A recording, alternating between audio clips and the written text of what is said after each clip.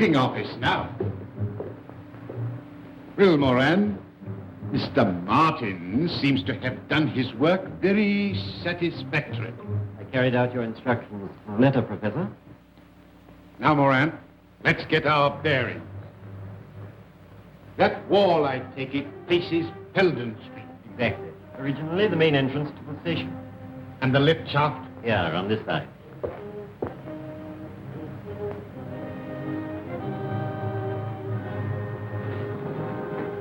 Lift at the bottom.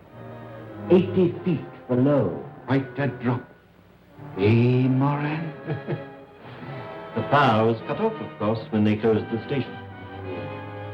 I think we are secure from any interference here, Moran. It's quite a fortress.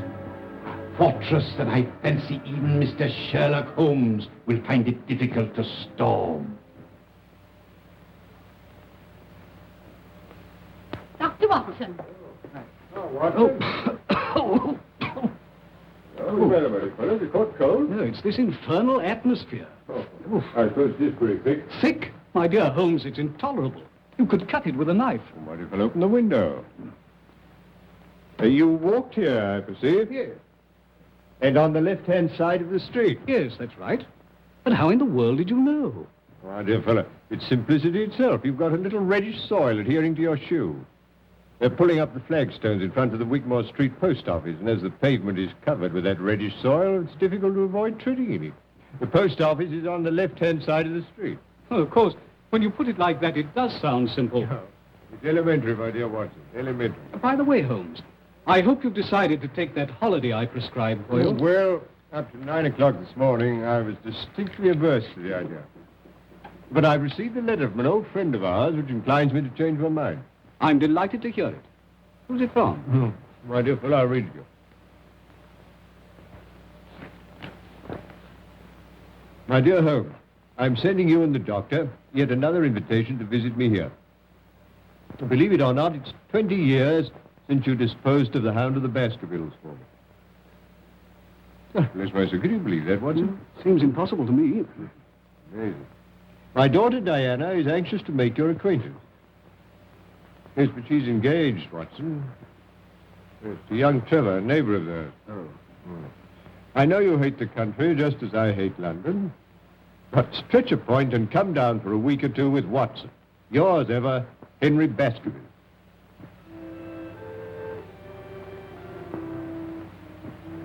Father's asked Sherlock Holmes to come here for a few days. Why? Has the family hound come to life again? Oh, don't be absurd. Hello, you two youngsters. Oh, Dad, do you really think there's any chance of Mr. Holmes coming here? Well, as you know, I haven't been able to persuade him in the past. For the post, sir? Thank you, Jack. Holmes is a creature of habit.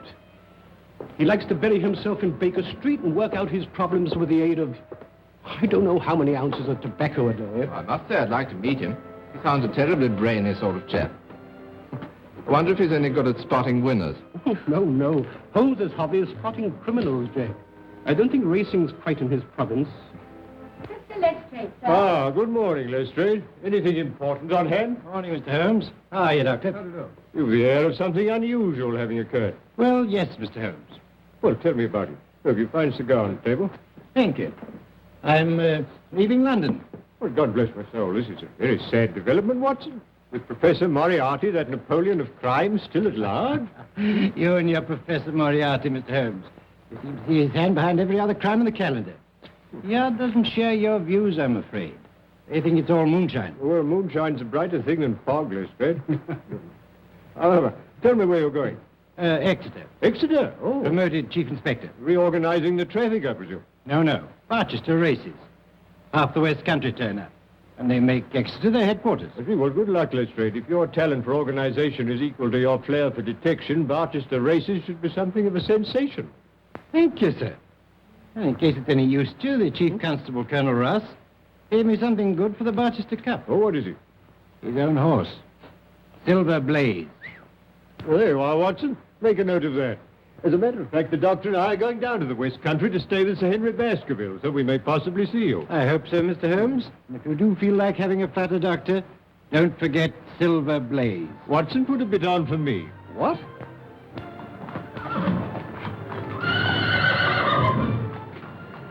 Looks fit enough, Colonel. Best horse I ever owned. Hey, Straker, You're right, sir. It would make a good one to beat him. you fancy Lord Manston's horse, don't you? Desborough, yes, I have got a bid on him. We'll see how they stand at the betting tomorrow. There's a call over today at the Victoria Club. We'll probably hear all about it tonight. Oh, before I go, could I have a word with you alone, Colonel? Certainly. What is it? Well, I want to ask you a favor. I hope you won't mind. Could you lend me... Well, I really want £500. Monkey.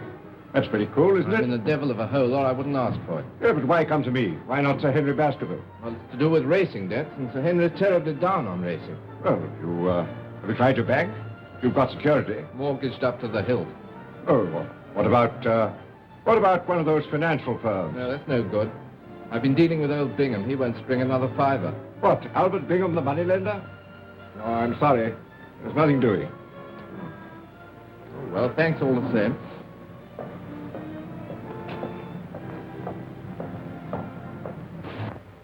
Got those instructions, Barton? Sure. I'm expecting a visitor in a few minutes. You'd better stand by with Prince till he goes. Very good, Professor. Eh? Bring him in.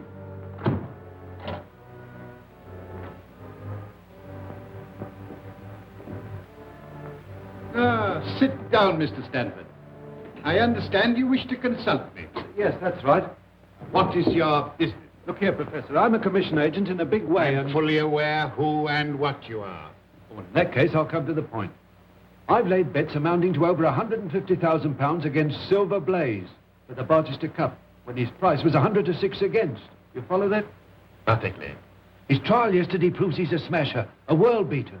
At the call over at the Victoria Club tonight, he finished up a firm favourite at 7 to 2 against. I can't lay off anything to speak of, so to cut a long story short, if Silver Blaze wins the cup, I go out of business. I see. And you wish me to arrange that Silver Blaze does not come under starter's orders. Is that it? Exactly. I must confess that this is a somewhat unusual experience, even for me. I've had some little association with the turf, merely as a form of recreation. And I have found in general that bookmakers are an honorable body of men. See here, Professor, I haven't come here... Sit down. I presume you are aware that what you're asking is out of my usual line of business. I thought you were prepared to take on anything for a consideration. Quite. It depends on the size of the consideration. Well, I've told you what I stand to lose. What's your price? £10,000. Pretty steep, isn't it?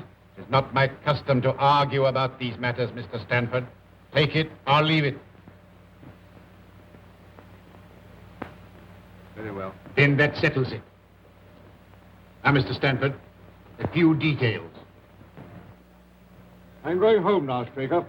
I shall be there if you want me. Take every precaution. That's all right, sir. Hunter here sleeps in his box every night. His bed's pushed across the door and he bolts himself in from the inside. No one could even attempt to enter without waking him. Good. I can trust you, Straker. Tell me, Jack, what is the matter? There's nothing the matter, dear, really. Oh, yes, there is. I noticed it the moment you arrived. You're worried about something, aren't you? Really, darling, it's nothing. Here's the car.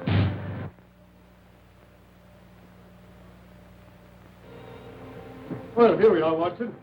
Come along.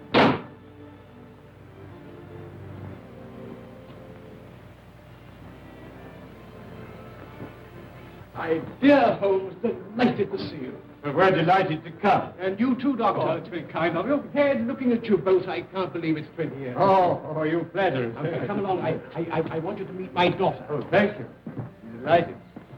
Diana, this is Mr. Holmes and Dr. Watson. Mr. Trevor. Now, how about a whiskey and soda after your journey? Oh, thank you. I'm sure that's what Dr. Watson would prescribe. Well, if I did, you'd automatically refuse to take it. He grows more obstinate with the years, Baskerville. That's the way with most of us. Well, make yourselves comfortable. Oh, thank you. Well, now, Baskerville, tell me something about yourself. Oh, no, Holmes. That won't do. You've got to do that. Carl's been promising us all a treat, Mr. Holmes. We shall see you in action. Yes, with Sir Henry as the victim. I mean that we should see Mr. Holmes do his stuff. It's a modern expression, Watson, signifying to display one's talents. That's right. I want Mr. Holmes to tell us what Father's been doing for the last 20 years, just by looking at him. You evidently have great faith in my abilities, Miss Baskerville. But I'm afraid there's very little data.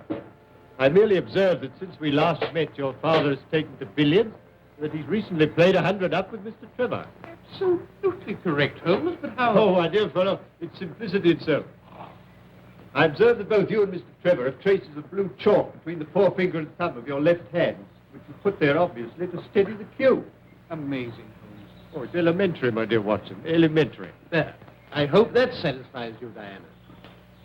Well, I expect you'd like to see your room. I'll show you, Mr. Holmes. You'll stay and dine, Jack? Thanks.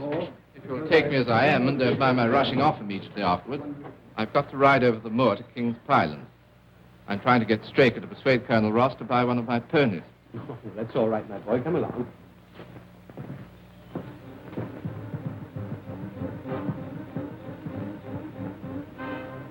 This is the place we arranged he should meet us. What's the time? It's just 8 o'clock. Here it is. You understand? Don't fail.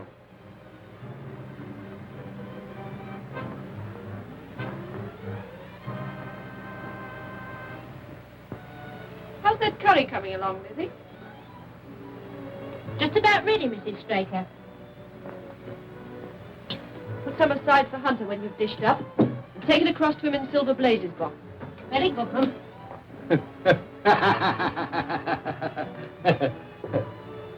Everything all right, Hunter?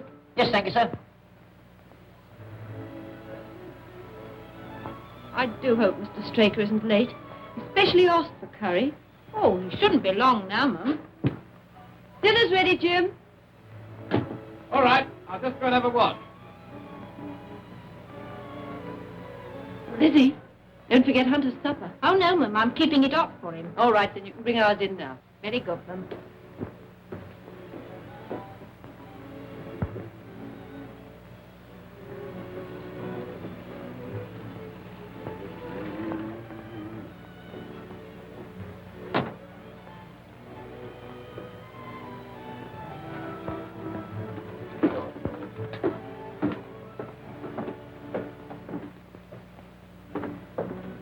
Yeah?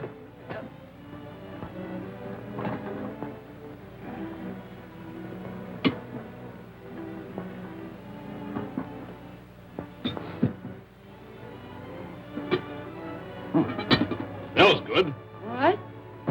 Yes, but you only just came in time. Well, I've had a lot to attend to. Is the Colonel coming over again before the race? He didn't say so. He was quite satisfied when he arranged the time for me. Who are you sending in the horse box with Silver Blaze? I shall send Hunter, of course. And Simpson will probably follow along with it. What's the betting on Silver Blaze now? 7-2, I think, was the last call over.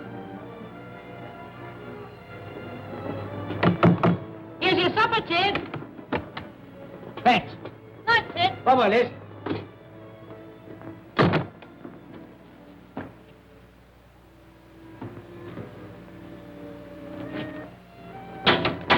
Anybody about? Oh, it's you, Mr. Trevor. Straker at home? Yes, sir.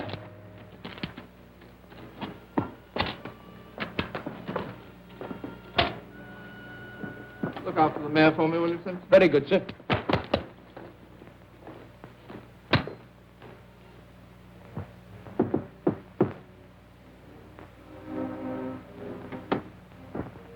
Ah, Mr. Trevor. Hope I'm not butting in. Not a bit. Come in. Just called round to have a chat about that pony. Well, sit down. Have a drink? No, please. Whiskey? Yes, thanks.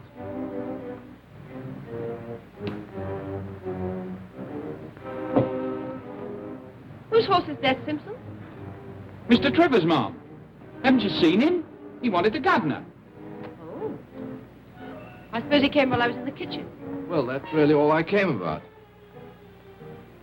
I want the Colonel to have the first refusal. I might tell him the price I've quoted and let me know what he says. Very good, Mr. Trevor. Oh, well, never mind.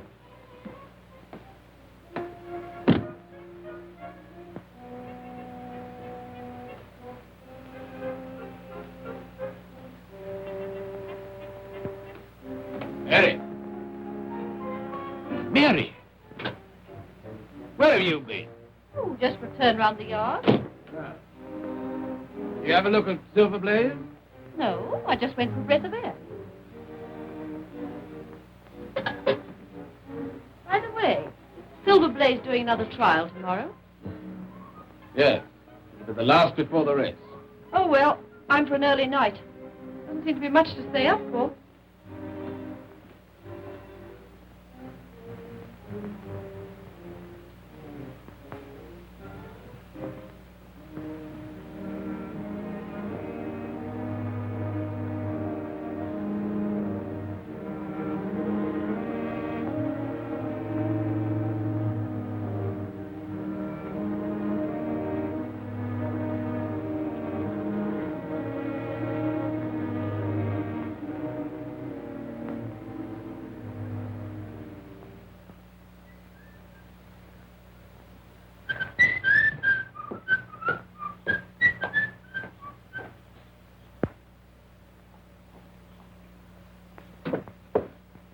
Here, Ted, wake up.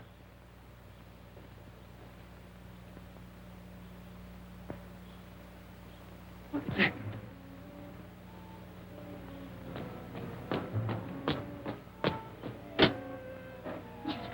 Where's the governor? Why, isn't he in the yard? What's up? Is anything wrong with Silver Blaze? He's gone. Gone? Yes. And Hunter's dead. Dead. You must have a look round this morning, Holmes. Oh, thank you. I'd like to. There are a few improvements since you were here last. Yes.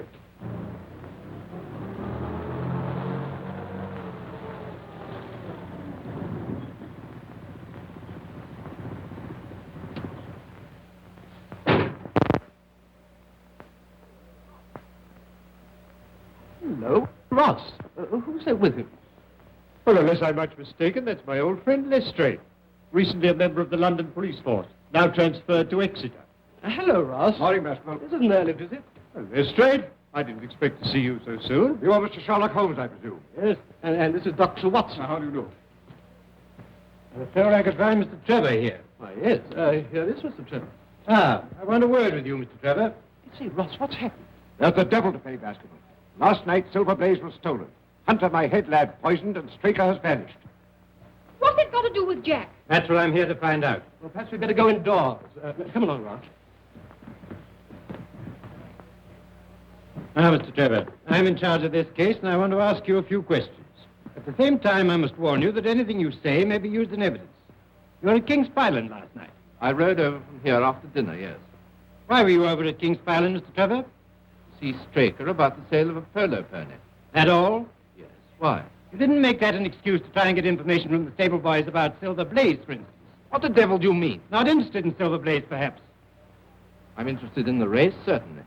So are thousands of other people. Now, Mr. Trevor. Just one moment, Lestrade, if you would allow me. Mr. Trevor, you say you discussed the sale of a polo pony with Mr. Straker. Was anyone else present? No.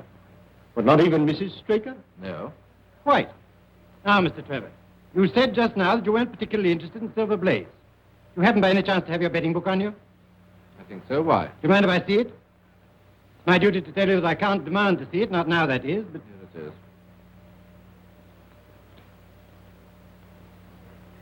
it is. I see you backed Desborough, the second favourite for the Barchester Cup, to win you £5,000, Mr. Trevor. 5,000? But, Jack, you told me you only had a few pounds on it. I'm sorry, dear. I had my own reasons. Before you go any further, Lestrade, may I ask if it's your intention to apply for a warrant against Mr. Trevor? Not at the moment, Mr. Holmes. It's my duty to warn him. I'm in your hands, Inspector. I won't run away. As a justice of the peace, I will be answerable for Mr. Trevor. You better stay here, Jack, while the investigation's going on. Well, thank you, Sir Henry. Very well. Now, Mr. Holmes, I may as well be frank with you. There are things in this case which completely baffle me. Really? You surprised me. I was saying to Colonel Ross that I'd be glad of your cooperation. Well, the case certainly has some points of interest. But what does Colonel Ross say? I wish to leave no stone unturned to avenge Straker and recover my horse. Very well, Lestrade, I am at your service. Thank you, Mr. Holmes. I'll be getting along. I'll see you later at King's Palace. Really, Holmes, I must protest. You're down here to recuperate, you know. Undoubtedly, my dear doctor, but only last night you suggested a tonic. Well, here is one ready-made. Yes, please, Mr. Holmes, for my sake and Jack's. You are, Watson. That settles it. Dr. Salter, Mr. Spragg Holmes, Dr. Watson. This is Silver Blaze's box.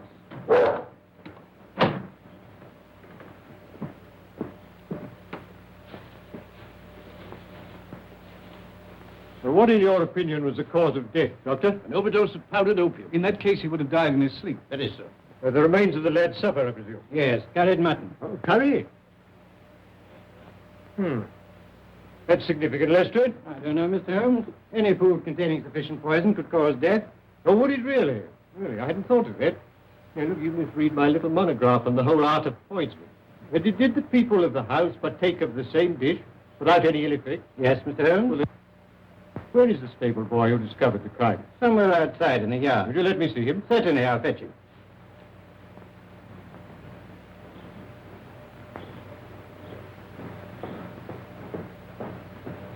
Your name, Simpson?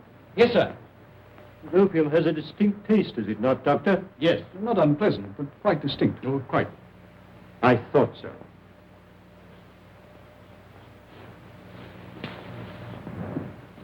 Oh, is this the boy? Yes. Now, my lad, you say that Mr. Trevor dismounted at the gates and asked you to water his horse. Yes, sir. And then? He went towards the cottage, sir. And in doing so, he would, of course, have to pass Silver Blaze's box. Yes, sir. He went along that side. But you didn't actually see him pass the box? No, sir. I had my back to him. Yes. Thank you, that'll do. You can go back to your quarters. Very good, sir. Would you like to question Mrs. Straker, Mr. Holmes? Not at the moment. But by the way, Colonel, there's another training stable. Quite close, I believe. Yes, Capleton. Silas Brown trains Lord Manston's horses there. Lord Manston's Desborough's second favorite. Yes. Oh. Then, with the exception of Baskerville Hall and Trevor's place, your only neighbor would be Silas Brown. Yes. I phoned Brown at once on the discovery of a crime. He knows nothing. Oh, and there's nothing to connect Mr. Trevor with the Capleton stable. Nothing. Oh, by the way, Colonel, have you an old shoe of Silver Blaze? Yes, here.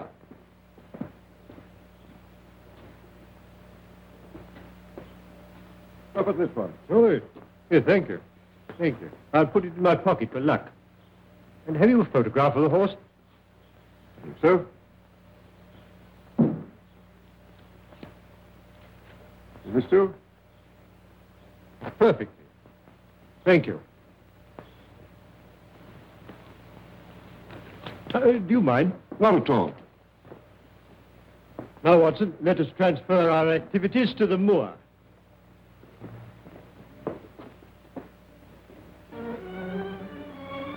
That building on the skyline, I presume, is Capleton. Yes.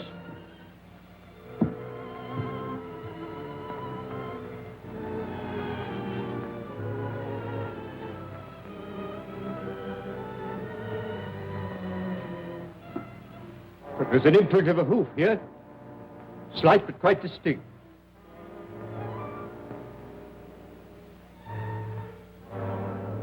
An exact fit. And here are footmarks. What's that? Watson. It's Straker. Obviously, he followed the thief, caught him up here. There was a struggle. He paid with his life. And here's the torch he used to trace the horse.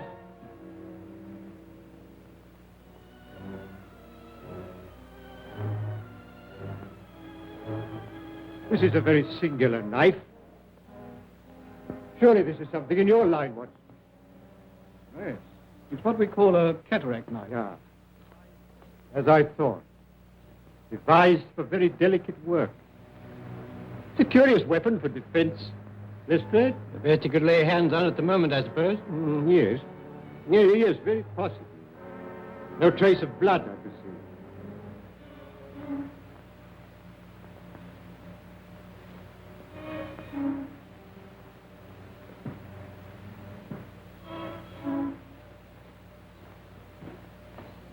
Why, that's Straker's coat. This is curious, Lestrade. What, Mr. Holmes? Looks as though the murderer let him take his coat off before the struggle. Couldn't he have taken it off afterwards? Well, that's one explanation. Though it's difficult to see with what motive. However, take it, Lestrade, and make a careful inventory of everything you find in the pocket. Very good, Mr. Holmes. And now I suggest that you and the Colonel return to King's Pyland and arrange for the removal there of the body. And then perhaps you'd be good enough to meet us with a car by that bridge in, say, an hour's time. Dr. Watson and I are going to take a little walk over the moor. Very good, Mr. Holmes. In an hour's time. Now, Watson, let us leave the question of who killed Straker for the moment and confine ourselves to finding out what has become of the horse. Well, how are you going to set about it? Well, a horse will always herd of its kind. Silverblaze, if left to himself, would either have returned to King's Pyland or gone to Capleton. If my assumption is correct, that is our direction. Hoof prints again. Let's carry on a little further. Look, Watson. Look here. Here's a man's footprints beside the horse's. A man wearing square-toed boots. The horse was alone before. Precisely. It was alone before.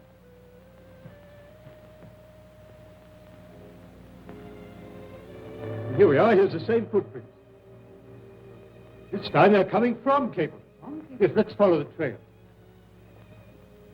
Looks in the pink, doesn't it? Yes, ready for anything. Aren't you desperate? Let's see. What is in the betting today? 5-1, second favourite.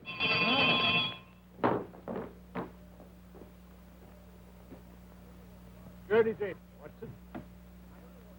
We don't want any loiterers here. I only want to ask a question. Am I too early to see Mr. Silas Brown? Well, I don't know, sir. He was up rather late last night. What is Dawson? No gossiping. Get on with your job.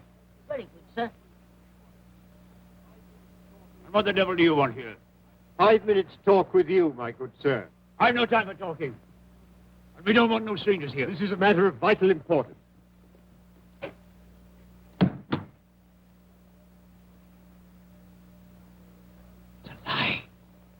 Bye. Very well. Shall we talk it over here or inside? All right. Come on. I shan't keep you more than a few minutes, Watson. That's all right, Holmes. Now, Mr. Brown, I'm at your service.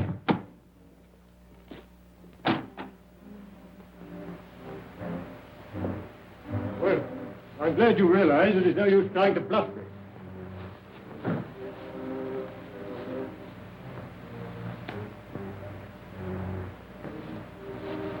Yes, that's quite a clever bit of faking, Brown.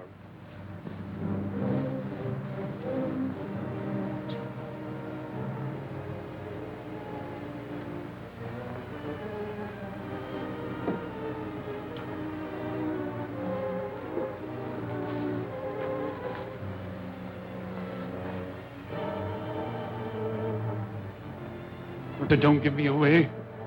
I'll return the horse. Very well. But providing you do as I tell you.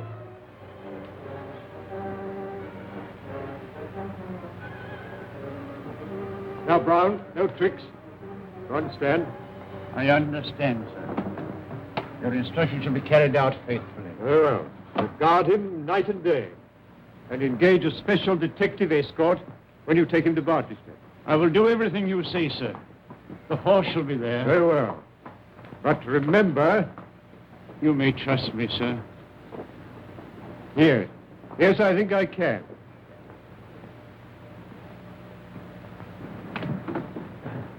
I'm sorry to keep you, Watson. Oh, that's all right. Well, a more perfect compound of the bully and coward than Silas Brown I've seldom met with. The horse is there, then? Yes. Well, he tried to bluff it out. But I described to him so exactly what his actions had been last night that he's convinced I was watching him. Well, what actually happened, Holmes? I'll tell you. Now I must go and collect Mr. Holmes and Dr. Watson. I must say I haven't much hope of their having found the horse. I'll be here when you come back.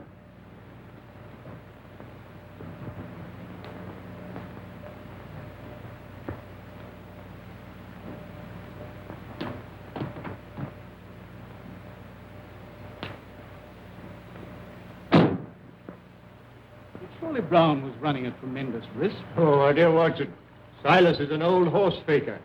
He left nothing to chance. You actually saw the horse? Yes. Well, I must say this for Silas. He certainly made a good job of it. Well, aren't you afraid to leave it with him? Oh, my dear fellow, he'll guard it as the apple of his eye. He knows that his only hope of mercy is to produce it safe. Horse stealing is a serious crime. And Colonel Ross doesn't impress me as a man who'd be likely to show much mercy in any case. Well, the matter doesn't rest with Colonel Rock. I follow my own methods and tell as much or as little as I choose. I don't know whether you've observed it, Watson, but the Colonel's manner to me has been somewhat rude. I'm inclined to keep him in suspense. Say nothing about the horse. Of course not, Holmes, without your permission. Good old Watson. Ah, here's Lestrade with the car.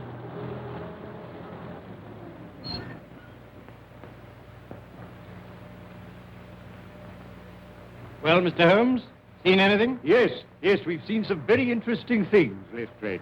Boots. Boots? Yes, square-toed boots. Where now, Mr. Holmes? Baker's Cottage, please. I hope Mr. Holmes won't be long. I want to phone the story through in time for the 6 o'clock edition.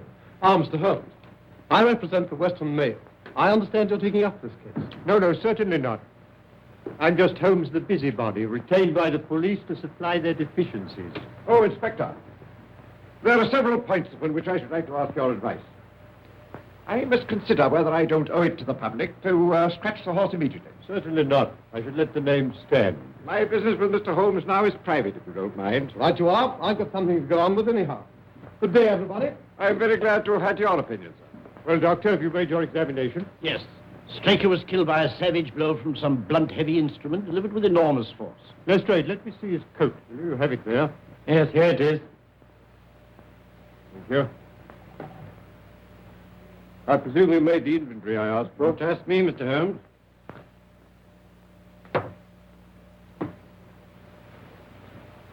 Letter in envelope. London postmark. Pipe. Briarwood pipe, Lestrade. Pouch. Pouch of sealskin. Matches. Yeah, foreign. Telegram.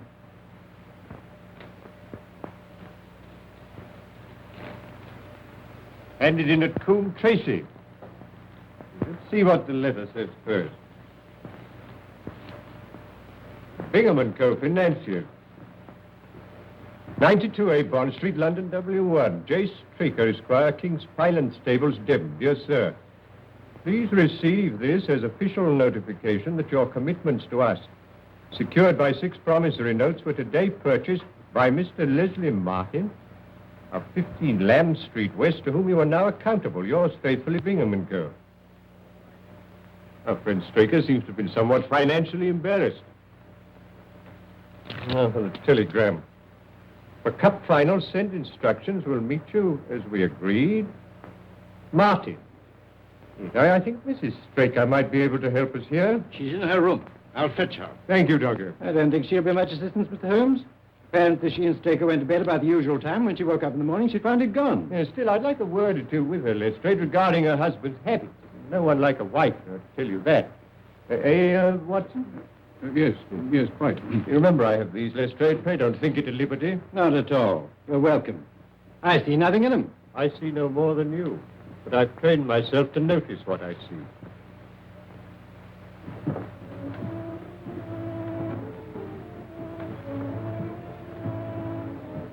Oh, Mr. Lestrade, have you discovered anything? No, Mrs. Straker. But Mr. Holmes has come over to help us. We shall do all that's possible. I won't detain you a moment, Mrs. Straker. I realize what you're going through. I just want to ask you this. Are you by any chance a light sleeper? Yes, Mr. Holmes. As it happens, I am. I noticed a dog in the yard. Does he sleep out there at night? Yes, always. He's a very good watchdog. You didn't by any chance hear him barking during the night? No, I didn't. No.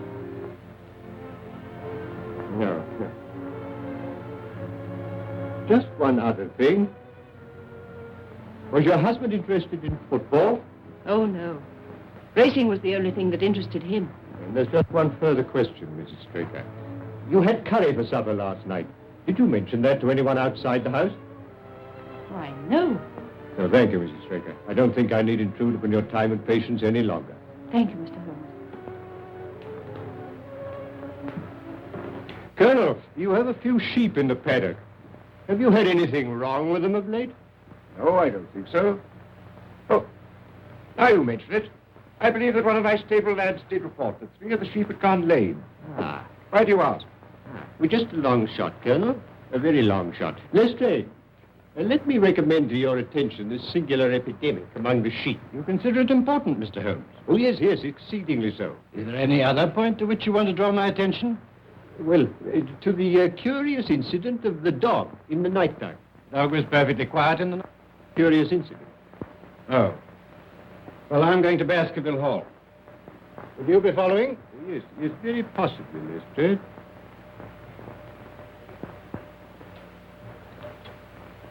Hello. Hello. Hello. Could you please give me Coombe Tracy Post Office? Yes.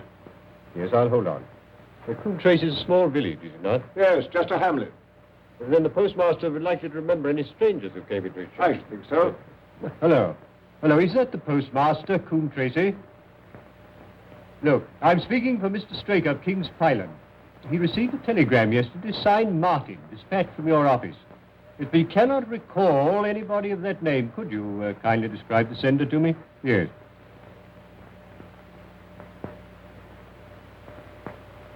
Oh, there were 2 of them. Oh. Yeah, I see. Thank you. Thank you.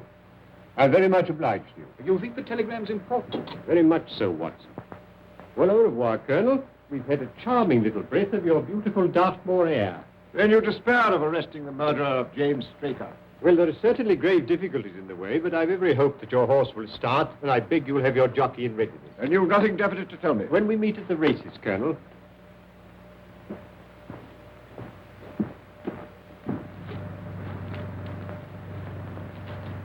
What do you make of it all, Holmes? It's innocent looking enough at first sight, Watson. But the fact that Straker was not interested in football persuaded me that this is not to be taken at its face value. You observed, of course, that the name of Martin appeared in both the letter and the telegram. Yes, it struck me as curious. It is highly significant, Watson. This telegram is peculiarly interesting. You mean it's in code? Yes, and a very elementary one. By simply crossing out each alternate word, the message assumes an entirely different meaning. Instead of a request, it becomes a peremptory order. For final instructions, meet as agreed. Martin. What did the postmaster at Coombe Tracy tell you? He described the senders. 2 strangers. Unquestionably Moriarty and Moran. Watson, the professor, is behind all this. You mean he's responsible for the deaths of Hunter and Straker? Of Hunter, yes. Of Straker, no. In fact, I fancy that Straker's death was the most unfortunate thing that could possibly happen from Moriarty's point of view. All through the season, my luck was dead out. I found myself in trouble to the tune of £4,000. I went to Bingham and raised what I could. And as a last plunge, I've backed Desborough to win me 5,000. Make or break. Well, why didn't you come to me, my boy? Well, you're not a betting man, Sir Henry, and I was afraid you wouldn't understand. That's why I kept it dark, even from Diana. And now that loathsome inspector. Oh, come now, it's no use calling him names. In view of these bets, he'd every reason to be suspicious. I don't care. He's a thoroughly nasty person. I disliked him from the first moment I met him. Inspector Lestrade. Any news, Inspector? Yes, very grave news, Sir Henry. We found Straker's body. Body? Do you mean he's... Murdered. On the moor about a mile from King's Pyland. Sherlock Holmes takes up the case. Sherlock Holmes, Moran. Once again, that man is crossing my path. There is not room in the world for both of us. Not for Robert Moriarty and Sherlock Holmes. What's this news mean, Professor? What's gone wrong? What does this man Holmes know? I tell you, if Silver Blaze goes to the post and he's fit... There is a big difference, Mr. Stanford, between a horse going to the post and winning the race. You had my assurance. I am not in the habit of failing my clients. Moran, tell Barton to take Mr. Stanford home, then come straight back. Yes, sir.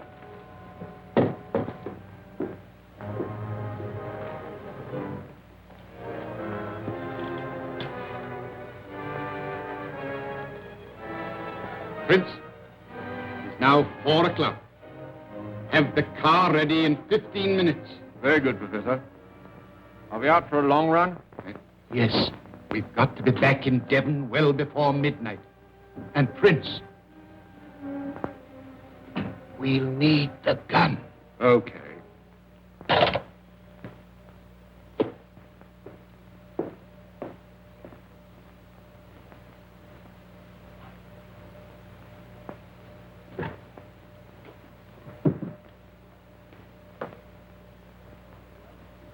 What have you got there, Prince? Oh, you haven't seen this little gadget before, have you? No. You hadn't joined us when it was last used. Let's have a look. It's a magazine air gun, absolutely silent and immensely powerful. Made specially for the professor by a well-known foreign gunsmith. Seems you're going to use it again. Oh, there you are, Barton. I want you to take Mr. Stanford home.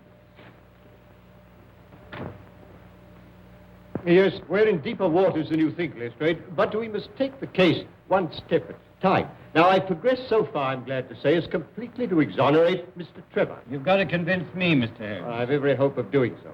Now, you will agree that Hunter was murdered in order that the horse could be stolen. Exactly, we all know that.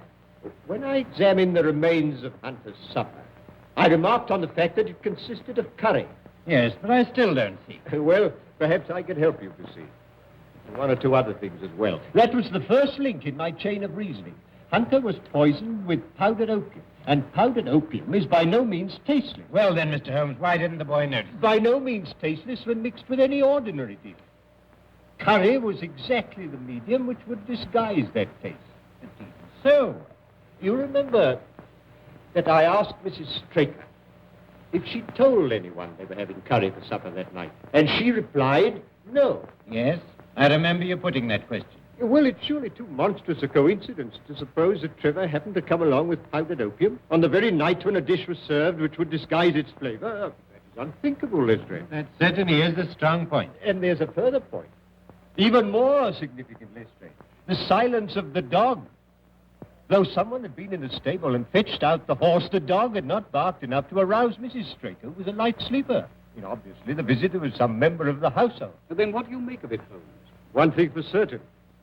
Trevor becomes eliminated from the case.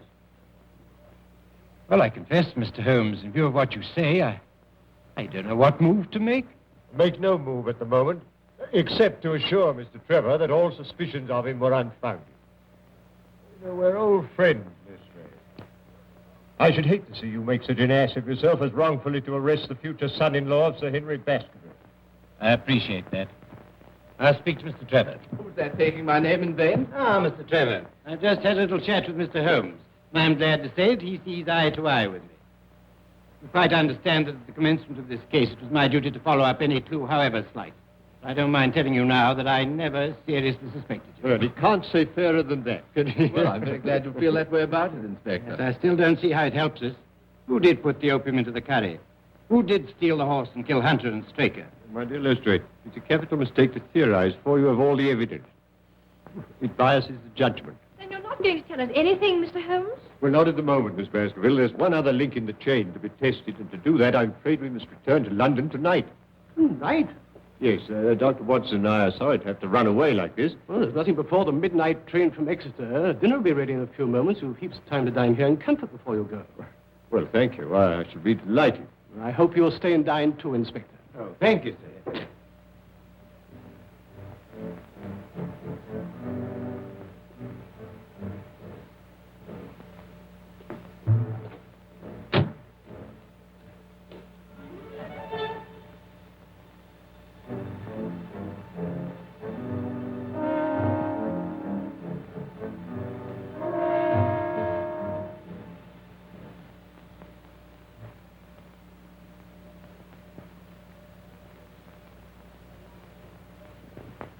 That's quite a museum piece, Sir Henry. Well, we've had it a long time. Well, it's nearly 11, Holmes, and if we're to catch that midnight train from Exeter... I'll order the car. Don't bother, Sir Henry. I'll take Mr. Holmes and the doctor in mine. Well, thank you, Lestrade. Yes, it's a pity you've got to leave us, Holmes, and I'm sorry you can't tell us any more. You're leaving 3 very puzzled people. Well, I hope to solve the puzzle for you all on Cup Day, in Colonel Ross's box.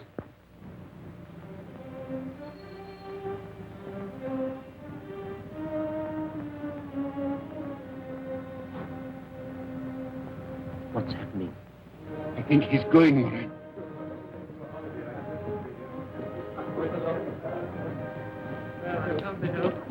Holmes. Safe journey.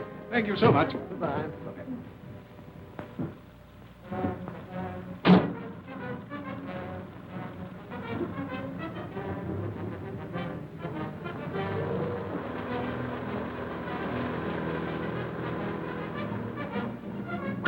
to the car. Follow that car. When you get clear of the house, overtake her.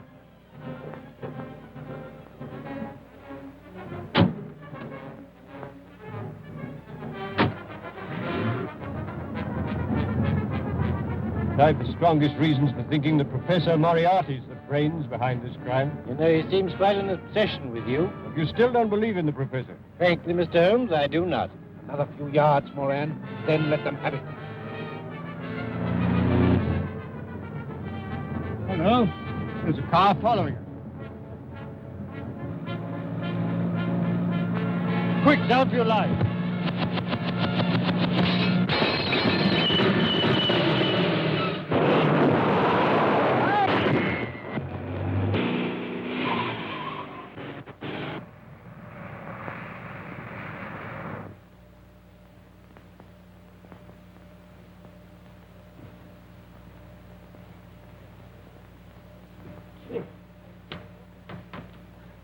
Were you hurt, Watson? Oh, only a few bruises, but where's the driver? Here I am, sir. I'm all right. Sure? No bones broken? My word, this is a lucky escape. Hello, where's Lestrade?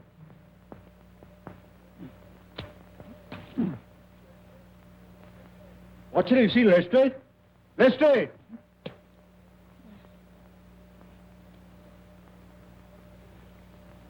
Ah, there you are, Lestrade. Well, do you believe in Professor Moriarty now?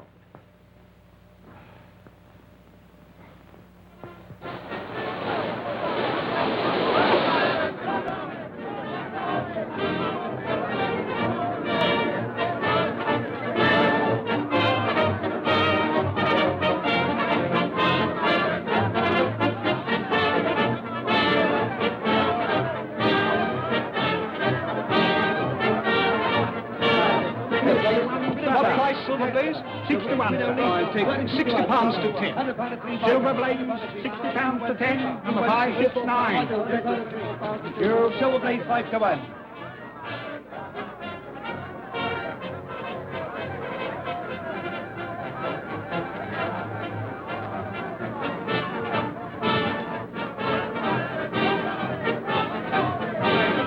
May I borrow your glasses, Mr. Holmes?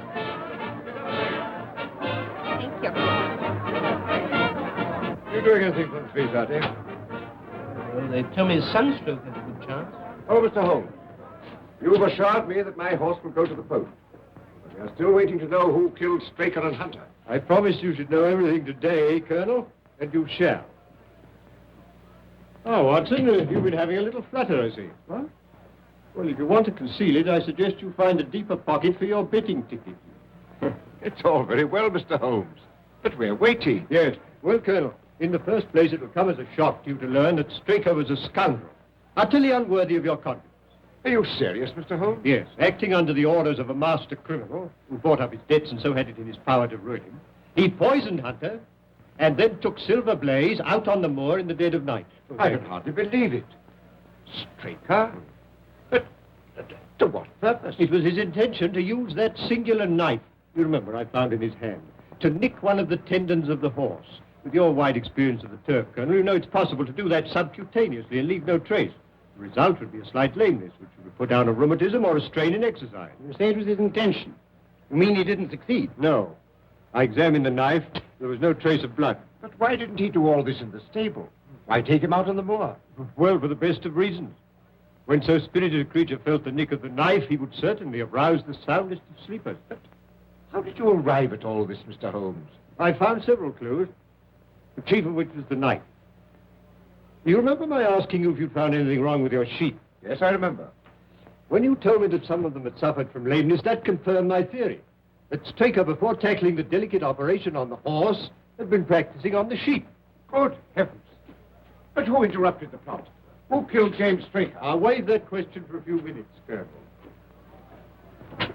Hello, the numbers are going up. What number is Silver Blaze? 9. 9.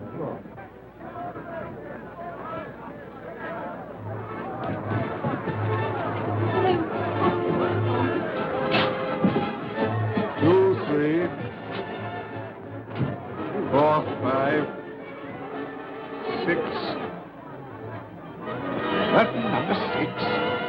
Why, my jockey's riding another horse. Silverblaze doesn't run. Look, Holmes. Silverblaze doesn't run. There's been a mistake. The 6 should have been a 9. Mr. Holmes, I relied on you implicitly. Yes, well, you may still do so, Colonel.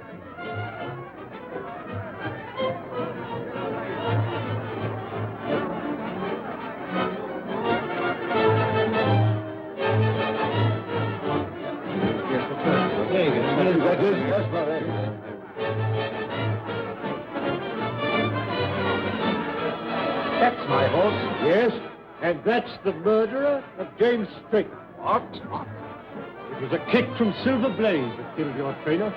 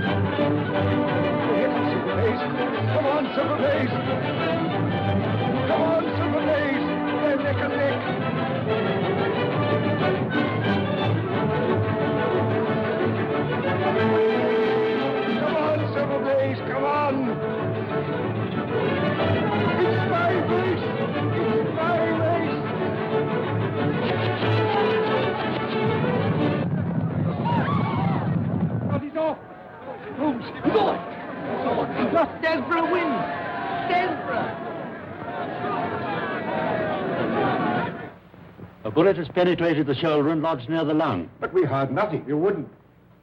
It was fired from an air gun. Noiseless and of tremendous power. How could it possibly be concealed in the crowd? In the interior of a specially designed kinematograph camera. Good heavens. But how on earth did you know? Well, I observed through the glasses a group of cameramen lined up near the winning post. I fancied I knew one of them. Mr. Holmes, what does this all mean? It means, Colonel, that you've been cheated of your race by the most cunning and dangerous criminal in London. Is there nothing can be done? Lestrade, who's the most likely man to give me some information on the betting for the cup? Difficult to say. Old Sam Silver's a member of the Victoria Club and a good friend of mine. Where can we find him? It's 100 to 1 in the Champagne Bar at this moment. I'll stay here with Merton, if you don't mind. There's no question about it. Stanford had laid over £100,000 against Silverblaze and got left with it. Point him out to me. There he is, Mr. Holmes, in the dark suit and the bowler. Thank you, Mr. Silver. Watson, I want you to take particular note of that man. Other words, Sam. Trust me. Excuse me, Mr. Holmes. You can rely on me to look after this. Yes, but I think you need a little unofficial help.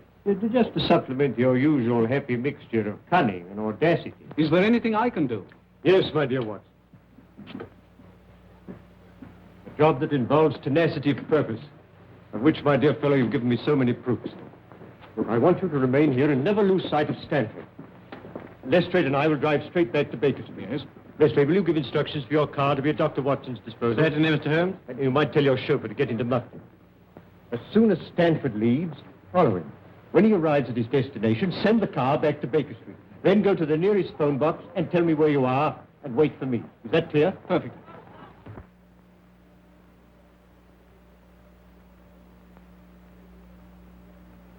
Yes, come in.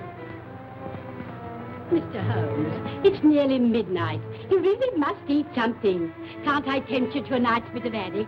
My dear Mrs. Hudson, you've always been a temptation to me, but haddock at this moment is not. How about a nice sheep's head? No, thank you, Mrs. Hudson.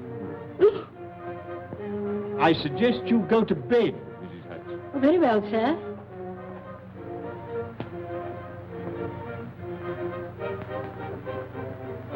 Still your move, Lestrade.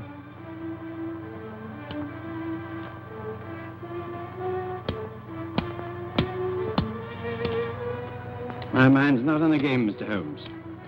I wonder what has happened to Dr. Watson. Well, now, let's see. It was 5 o'clock when we left the course, and it's now... Well, now it's nearly midnight. We ought to hear something soon. But tell me, Mr. Holmes, why did you leave Dr. Watson to do the trailing? Why not yourself? Because, my dear Lestrade, when you set out to draw a badger that's gone to earth, you send a ferret down after him, while the man with the gun remains outside. Professor Moriarty is the badger, Dr. Watson is the ferret, and I, my dear Lestrade, am the man with the gun. I see.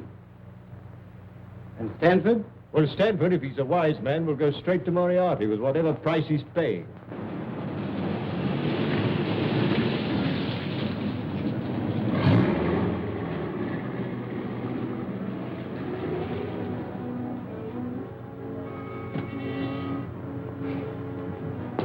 When you finish with the professor, you'll be taken back to where we picked you up. You got the necessary on you, I suppose? Yes, of course. Okay.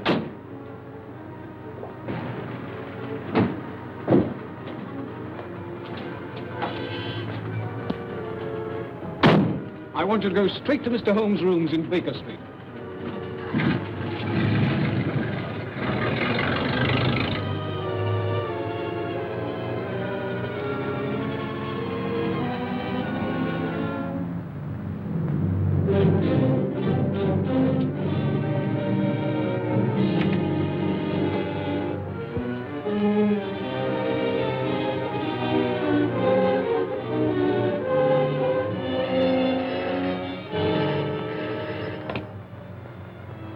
Yes.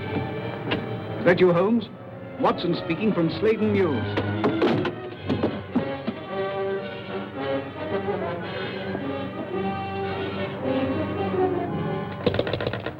Watson! Quick, Lestrade, there's something wrong. They've got Watson. Inspector Lestrade, chauffeur, sir. Good. Drive us the way you dropped Dr. Watson. Right.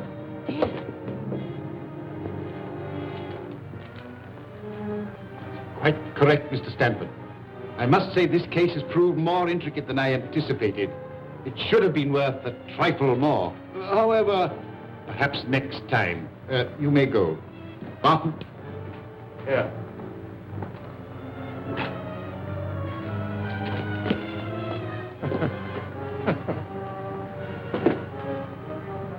Next to Mr. Holmes himself, I don't know anyone who'd be more welcome.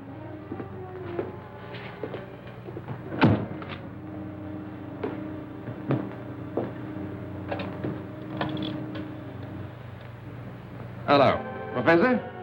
Who do you think I got here, of all people? No. Dr. Watson. Eh? Watson, did you say? Dr. Watson? What are you doing here? Moran.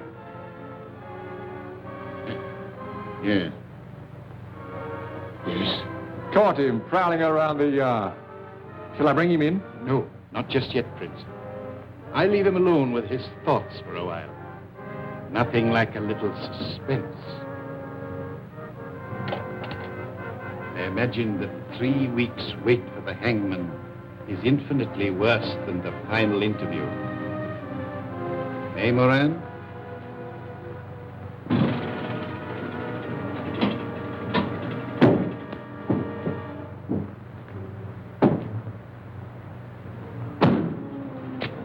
You wait here. Right, sir. Come, Lestrade. This is the news.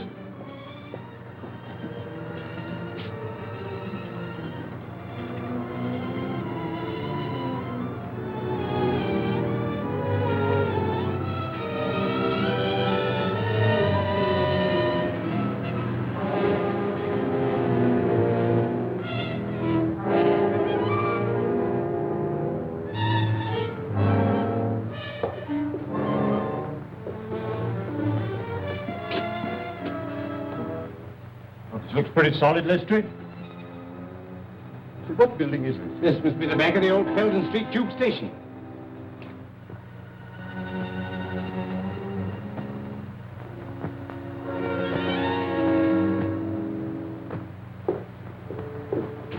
What are you going to do, Mr. Holmes? Drive straight to Scotland Yard. And then? The headquarters of the London Transport. Now, Moran, I think we'll interview the doctor. that you, Prince? Bring in Dr. Watson. Right now.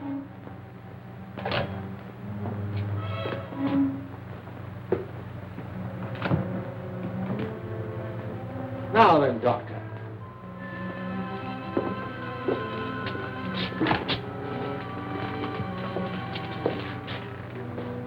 This should be most amusing, Moran. Ah, come in, Doctor. I have had the pleasure of several interviews with Mr. Holmes, but never before with his talented friend and colleague. Won't you sit down?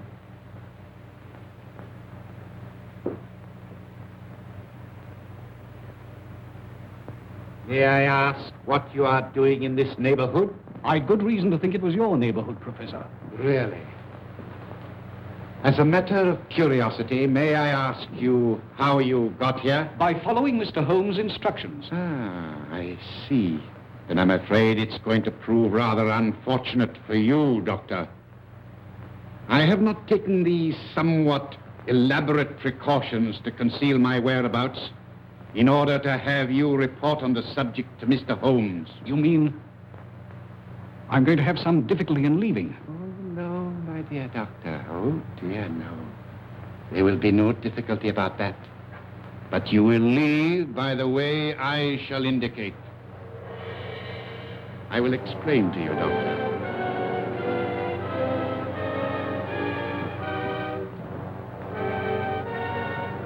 You are now in what was the Peldon Street Tube Station. Behind that panel is the lift shaft. It's a sheer drop of 80 feet. If you have any last message to send to Mr. Holmes, I will see that it is delivered. Sherlock Holmes will call a reckoning with you, Moriarty, without any reminder from me. So that is your last word.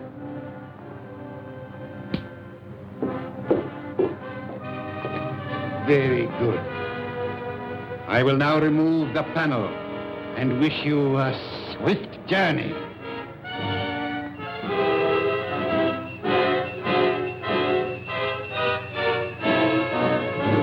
Don't move, any of you.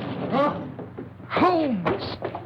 Except you, my dear Watson, who I'm sure will be more comfortable with us.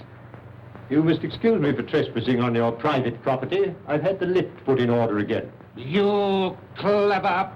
No compliments, please. I arrest you, Robert Moriarty. On what charge? For being concerned in the murder of the stable boy, Edward Hunter. And for an attempt on the life of Mr. Sherlock Holmes, Dr. Watson, and... That'll do to go on with, Lestrade. When the professor has answered to those charges, there will doubtless be a number of others to occupy his attention. Listen, Holmes. There's no prison can hold me. No, I almost wish that were true, Professor. Life will be very dull without your activities. Watson, might I trouble you for a match? I think our quiet rest in the country has been a great success. Holmes, blast you. Well, it's the most amazing case we've ever solved, Holmes. Elementary, my dear Watson. Elementary.